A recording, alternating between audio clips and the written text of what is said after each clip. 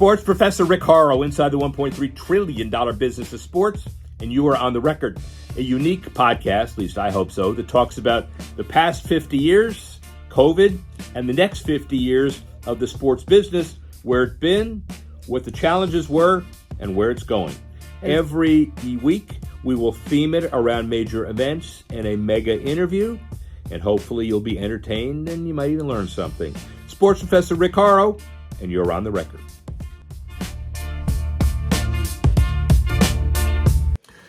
Sports Professor Rick Horrow inside the $1.3 trillion business of sports. You're on the record with a Happy New Year edition looking at the top 10 issues to look at for 2025 from a business perspective, 10 to 1.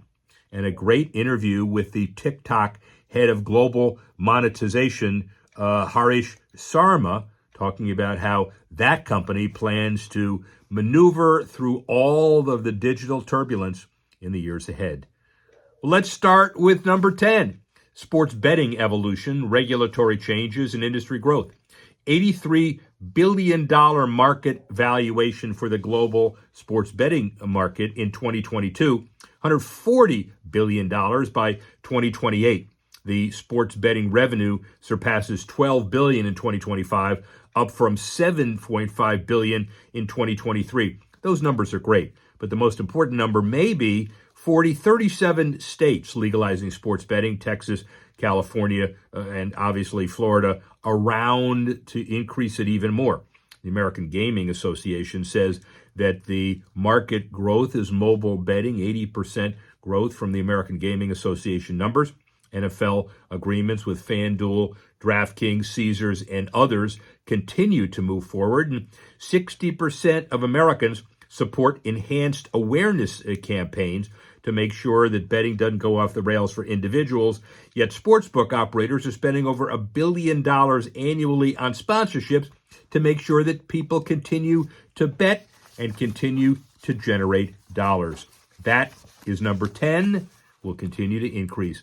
Number 9, streaming platforms give way in college athletics, even more so to big dollars. Well, streaming means media rights. We'll talk about that in a minute, but we'll also talk about the NCAA antitrust litigation as firmly number 9. House versus NCAA case scheduled for trial in January, potentially transformative movement in collegiate athletics. The plaintiffs argue that the NCAA's restrictions on player earnings violate the antitrust laws. They can't profit as much as they could from names, image, and likenesses beyond their current agreements. And the case builds on the momentum from the NCAA versus Alston, which deemed some of the NCAA restrictions on educational-related benefits unlawful. The decision may pave the way for student athletes to receive salaries, revenue shares, or even more unrestricted NIL earnings, potentially fundamentally change the way college sports is looked at. The NCAA arguing that the amateurism rules could destabilize college sports, increasing operational costs for athletic programs, intensifying disparities between larger and smaller institutions. March Madness, by the way, $1 billion in tournament revenues. Who knows what happens? And as the trial approaches, the future of collegiate athletics hangs in the balance with the potential to redefine the relationship between athletes and the institutions they represent. That's clearly number 9. Number 8 is a big deal, obviously. College football transfer portal. The SEC dominating, but also everybody is doing it. Freshman Darian Mensah, the former Tulane signal caller, ranked as the number 7 transfer quarterback by 247 Sports, received a 2-year, $8 million deal from Duke. $4 million average annual salary makes him the unofficial highest paid NIL guy in college sports. Right behind him is John Mateer, the number 1 overall player in the portal, receiving a deal in a similar neighborhood from Oklahoma. Like Miami's Cam Ward, reportedly less than half of that the year before. LSU, rated as the top number 1 transfer class by 247 Sports, 14 recruits, 7 of whom are 4 stars, and it's only getting bigger. So that's number 8. Number 7, 2025 College Football National Championship, the economic impact of the 12-team playoff, the 2018 championship game in Atlanta, over $300 million to the local economy, including revenue generated from hotels, restaurants, transportation, $240 million then, even more now. The expanded playoff, about $450 million annually in revenue from media rights, bringing the total playoff contract value with ESPN to over $1.2 billion annually, and it's probably even more. Major brands such as AT&T, Dr. Pepper, Capital One are leveraging their experience to do even more.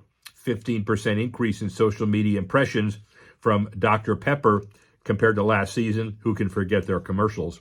And the secondary market prices for semifinal matchups exceed $600 on the average Ticket IQ website, clearly right before the game. We know who's playing. We have teams with their ability to get there, and it's becoming even bigger. That is number 7. Number 6, an even bigger deal, the Women's Rugby World Cup in 2025, setting records and driving growth. In England, they expect 500,000 fans as compared to 150,000 in attendance in New Zealand. The event, though, anticipated to contribute over £200 million, about $250 million, to the UK economy through tourism, hospitality, and local spending.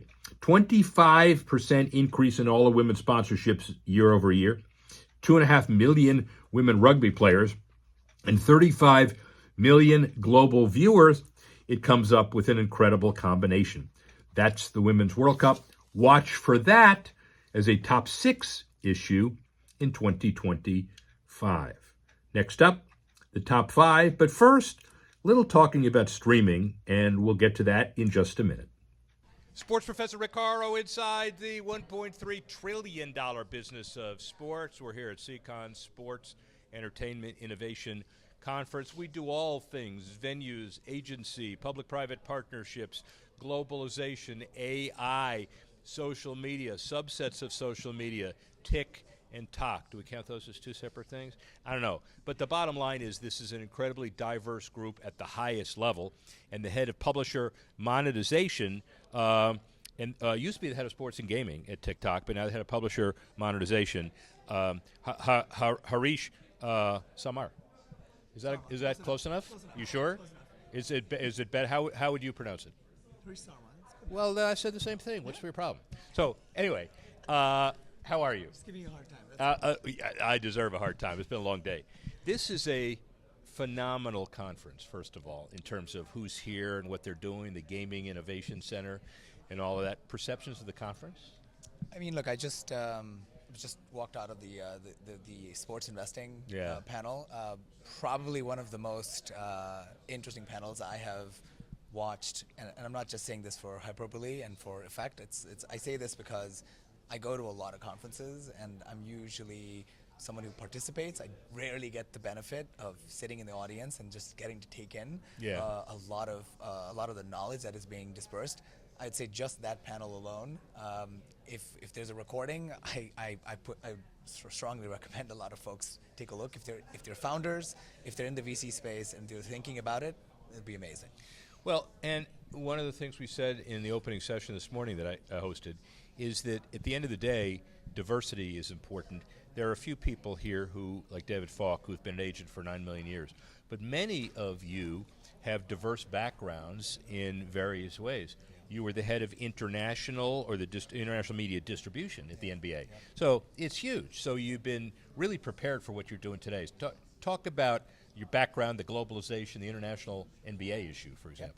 Look, I think there's generally a perspective that people think they need to be in sports from the beginning. They need to sort of start in the ticketing office and then work their way through. Or there's definitely that. That's definitely a path. I think my path was a lot different. I focused a lot on my passion, which was I was an engineer, I was a math major, so I went down a very different path. I actually was a software developer many moons ago. that's been tremendously helpful because everything we do today is linked back to what's happening on a tech platform in some capacity. So having a knowledge or understanding, an engineering background, helps me there tremendously. Others are going to have a similar view on this. Then transitioning into investment banking helps me understand what actually the investor group cares about, right? What does anybody who's at a company getting evaluated on? How does a company get evaluated? People get evaluated a certain way, companies get evaluated a different way. So that's a really big learning. And then coming from the NBA, it's just understanding how the ecosystem works. And being at a player like Incredible the NBA, you learn the best, right? You learn how to do it the best way. And now obviously at TikTok, it's a version of the same, but now on the tech side. So you are as diverse as they come. As a Harvard lawyer who still does some teaching there, I warn my students to stay the hell away from engineers, because the bottom line is, if you can answer questions with the word "it depends," we're in good shape. So we have to be paid for the next answer. For you, it's either right or wrong, yes or no. You get it right or you get it wrong. So I'm kidding. The diversity, I wish I knew something about being able to parlay engineering. Investment, that's one thing that you really want to deal with. But you are very well qualified to talk about the next step in the investing world relative to like what a TikTok is doing and how it's going. So growth plans for TikTok, expectations, where you are, where you're going? Look, I'd even take it a level up, right? go. So think of it from a macro perspective. I think we've been here, and the big question has been, why do people care about the content that's currently playing right now on the live front? Because a lot of folks have this question: is live content going away? Is it becoming more valuable? Which one is it? I think the real answer is live content's never going to not be valuable, because we have lots of evidence to prove that live content is arguably just as valuable as, if not getting more valuable, as we progress into a world that is much more offline than it was online, right? And when you think about that from that perspective, people are more and more engaged. So the physical experience is one thing. The actual wanting to have a shared moment is that has only, I would say, increased and has been catalyzed by the COVID epidemic, right? Of course. Back then. And then what's really happened now is consumption has changed. And I'd say for me, the big sort of unlock, and this is seen a lot with short form platforms and platforms like ours, the consumption of content is just taking place more and more in volume, and it's happening asynchronously. It's not happening on a timeline that's defined by others. And what kind of constitutes the consumption of short, medium, or long form is ultimately you as the consumer want a curated experience. At the end of the day, you want to consume, if it's news, you want it delivered in a way that frankly speaks to you, right? Yeah, if you want opinion-based news, you want to find it that way. You don't want it to be defined as a general bucket, and then you have to go and keep finding it.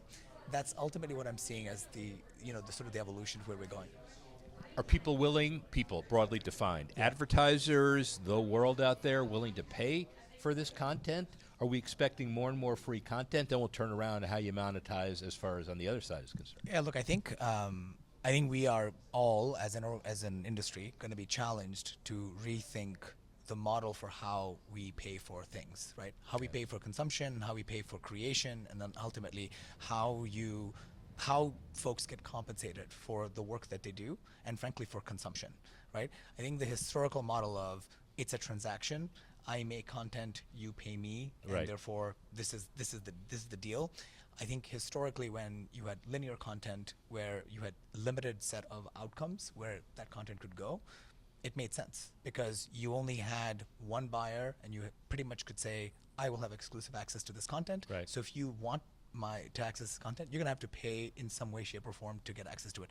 That world isn't the case anymore. Like the exclusive content still exists, but there's so many other ways to consume and have the same experience. You can have a completely, if you watch the consumer of today, they may not be watching the games at all, but they're still engaged, they're still interested. So how do you then tap into that interest and not use the same lens and change the paradigm? Interesting about how this relates to your business growth. I assume from your publisher monetization title that you're able to take advantage of the fact that not only are the millions of people out there who want to engage with TikTok interested in making money, but they also have fun doing what they're doing. I mean, you look at some of the TikTok stuff, and I got people who work with me, even though I don't know how to use a phone, who can deal with this and have fun doing it. Yeah. And the fact that it's monetization, not icing on the cake, but it's a big deal. Yeah, I think the way I would frame it is,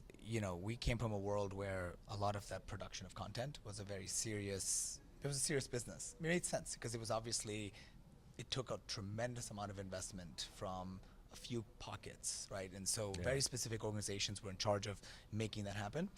We've taken that and we've fully democratized the process of access. So now anyone, like you said, can just decide, hey, I'm gonna go out there and I'm gonna create a bunch of content because I'm a fan and I have a bunch of hot takes. I have some great things I'd love to share. And by the way, it turns out there's a lot of other people like me who would love to see this content and would love to consume this content. So then everybody, you know, once you lower those barriers, all of a sudden you could be a reporter, you could have, you know, you could convert your interest into something that's more than just an interest. And so ultimately down the line, if you decide you want to make a career out of it, now there's an option.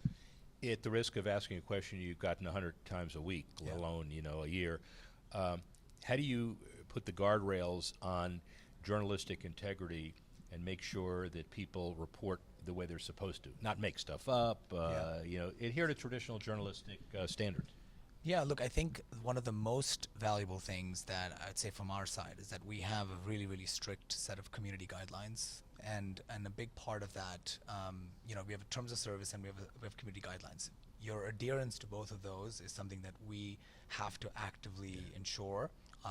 It's something that ensures that the safety for the community that we've created on TikTok, right? So what that means ultimately is you don't get to do anything, and certain things are just not acceptable, right? So certain behaviors are not acceptable. For example, hate speech is not acceptable. Okay. Right.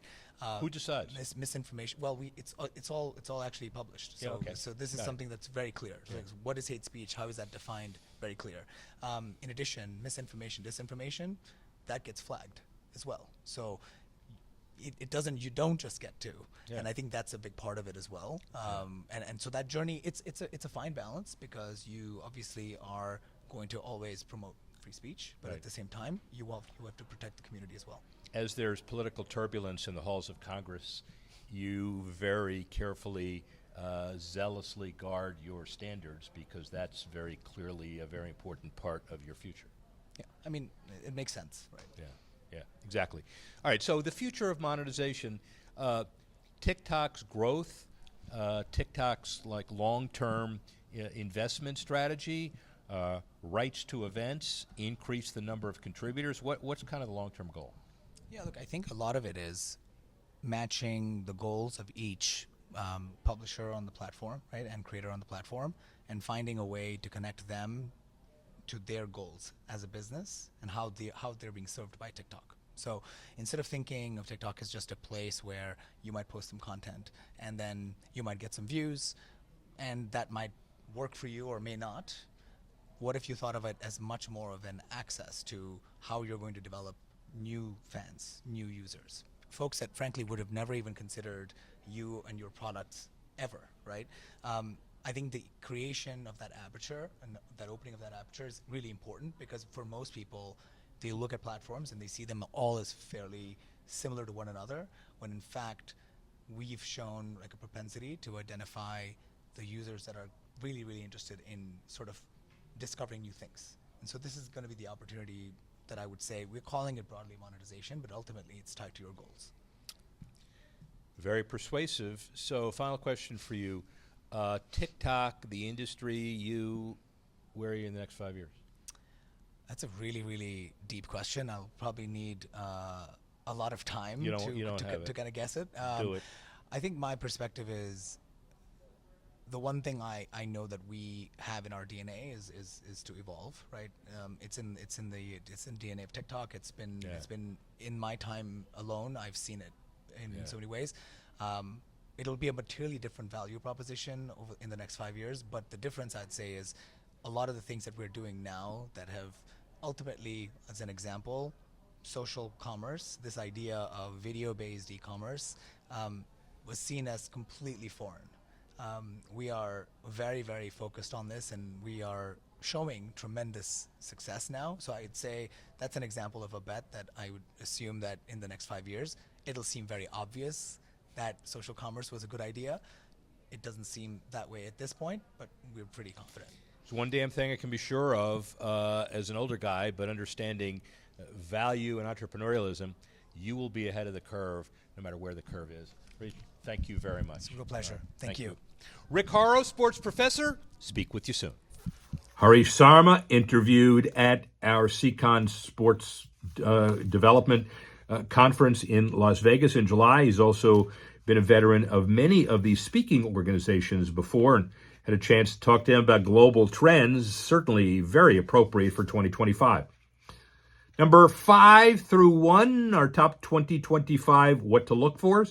Number 5, yeah, we talked about it, streaming. Giants like Amazon, Prime Video, Apple TV, and YouTube have invested heavily in sports.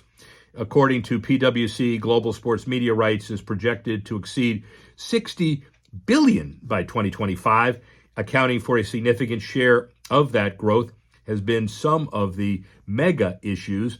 For example, the deal with Netflix, all of the NBA and NFL formally and other Drive to Survive, their storytelling acumen, but certainly the recent deals with Thursday Night Football and Amazon Prime, Apple's groundbreaking $2.5 billion 10-year partnership with Major League Soccer. Let's not forget ESPN Plus and Peacock. And what we have is a industry that continues to grow and generate revenue in any number of ways. That's number 5. Number 4, the Ryder Cup in 2025, Farmingdale, New York, Bethpage Black, $150 million in economic activity, even more than that.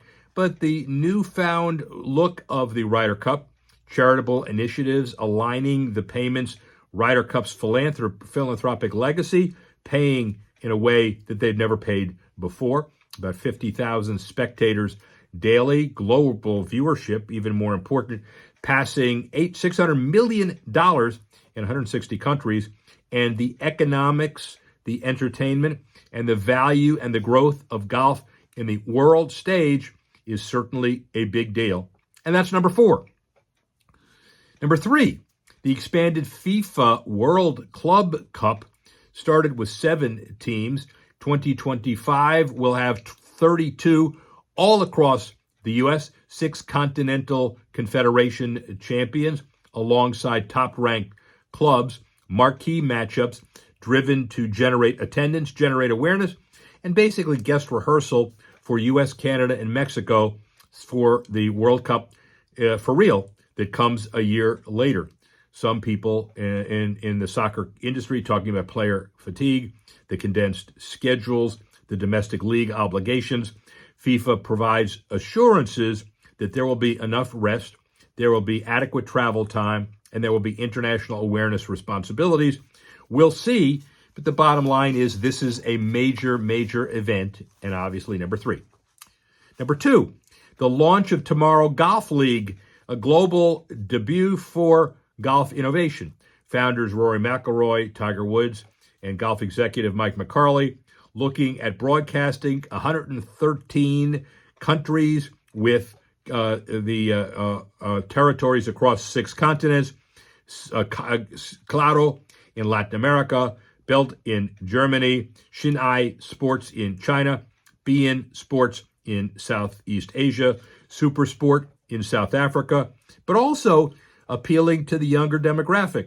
The idea of having these kinds of relationships and these kind of opportunities is something that we don't have the ability to look at now or in the future. SoFi Center on the campus of Palm Beach State College, that becomes a big deal because of the 6 teams and the PGA Tour players. It debuts on ESPN, but it sets the stage for a major event all through 2025. And that's number 2. Number 1, our top look ahead for 2025. Well, why wouldn't it be? Super Bowl 59 in New Orleans. First one hosted in the Crescent City since 2013, but a $500 million or more economic impact bonanza, fueling about $480 million to the local economy, plus the $460 million renovation of Caesars Superdome, it becomes a big deal even bigger. 100,000 visitors filling the city, hotel rooms, restaurants, legacy, and probably the most watched Super Bowl ever if the trends continue and if social media continues, which it will.